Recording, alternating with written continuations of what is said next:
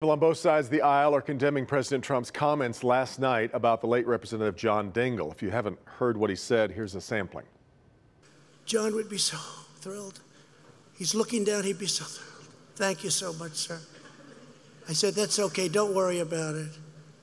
Maybe he's looking up, I don't know. Well, I spoke with Congresswoman Debbie Dingell about all of this just a short time ago. I was not prepared for the shot at my husband, and I'm already having a hard time at the holidays, so it didn't make it easier. It is hard.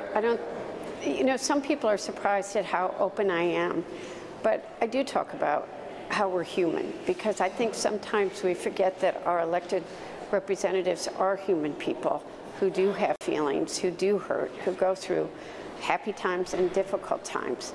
No, she was not watching the speech. She heard about the remarks from a reporter. And since then, she's heard plenty more, but all of it good.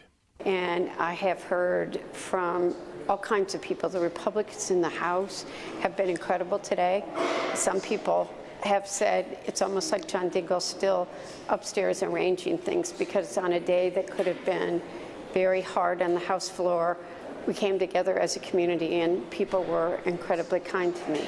When I noted that after leaving Congress, John Dingell had occasion to go after President Trump on Twitter, the Congresswoman said yes, she had to get him to tone it down too from time to time, all hopefully adding up to a teachable moment. Maybe we'll all take a deep breath and understand that the tone of the rhetoric in this country is far too negative, that we need to, that the bullying that takes place on social media, the vitriolicness, the hatefulness that occurs, it's not okay. When the president was asked today if he regretted the remarks or intended to apologize to Debbie Dingell, he declined to answer.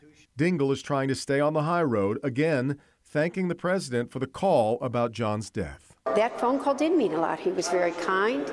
He was very empathetic on that call and seemed to understand how sad I was and my grief. And even now, as I tell you about that phone call, I was grateful, and I'm still grateful even after what he said yesterday. Last night, I think the president may not have realized how much he hurt me by what he said about the man that I love and is still, I really miss every day. A number of Republicans are asking the president to apologize, including Fred Upton and Paul Mitchell, both congressmen from Michigan, and Tom Cole, congressman from Oklahoma, who said the remarks were extraordinarily inappropriate.